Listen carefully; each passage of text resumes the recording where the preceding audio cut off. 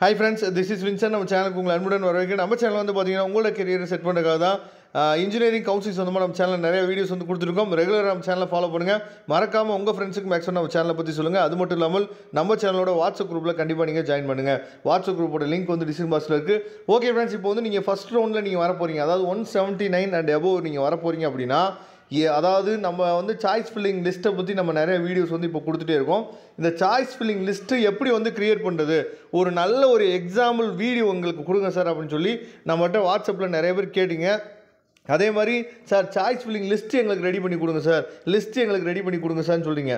அந்த லிஸ்ட்டு தான் இப்போ நம்ம என்னாச்சு பார்த்தீங்கன்னா வீடியோவாக உங்களுக்கு போட்டிருக்கோம். சரியா, சாய்ஸ் ஃபில்லிங் லிஸ்ட்டு வந்து நம்ம எல்லா பேர்த்துக்குமே ஒவ்வொரு கட் ஆஃபுக்கு தகுந்த மாதிரி ரெடி பண்ணி கொடுக்க முடியாதுப்பா. ஏன்னா நிறையா பேர் வந்து பார்த்திங்கன்னா கால் பண்ணுறாங்க. சரியா, சாய்ஸ் ஃபில்லிங் வேணால் நம்ம போட்டு கொடுக்கலாமே தவிர லிஸ்ட்டு வந்து நம்ம ரெடி பண்ணி கொடுக்க முடியாது. சாய்ஸ் ஃபில்லிங் போடும் போது அது வந்து ஒரு நேரத்தில் நம்ம போட்டுட்டு உங்களுக்கு PDF ஃபைலில் நம்ம சென்ட் பண்ணிட்டோம் அப்படின்னா அதோட முடிஞ்சிடும்.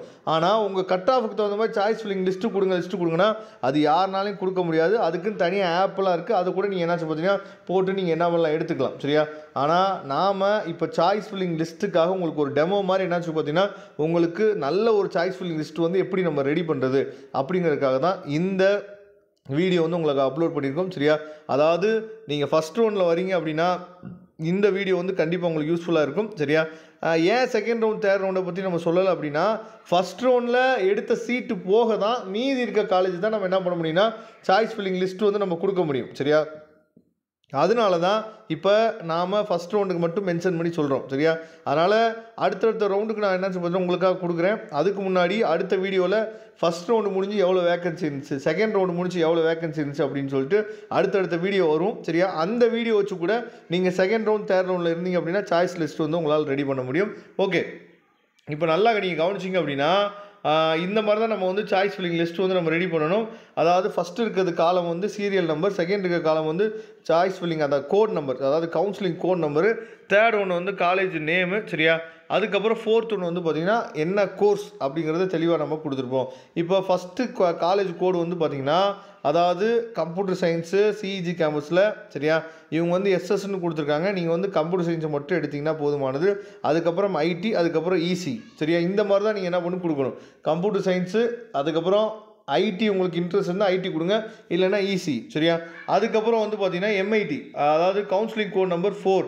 இது வந்து எம்ஐடி கேம்பஸ். எம்ஐடி கேம்பஸில் நம்ம என்னென்ன கொடுக்குறோன்னா அதாவது நார்மலாக இருக்கக்கூடிய கம்ப்யூட்டர் சயின்ஸ் கோர்ஸ், அதுக்கப்புறம் எஸ்எஸ், அதுக்கப்புறம் இன்ஃபர்மேஷன் டெக்னாலஜி எஸ்எஸ், அதுக்கப்புறம் இசி. சரியா, அதுக்கப்புறம் வந்து பார்த்திங்கன்னா அதாவது நம்ம எஸ்எஸ் கோர்ஸையும் சேர்த்து என்னன்னு பார்த்தீங்கன்னா இதில் நம்ம கொடுத்துருக்கோம். அதுக்கப்புறம் ஆர்டிஃபிஷியல் இன்டெலிஜென்ஸ் வேணும் அப்படின்னா நீங்கள் கொடுத்துக்கலாம்.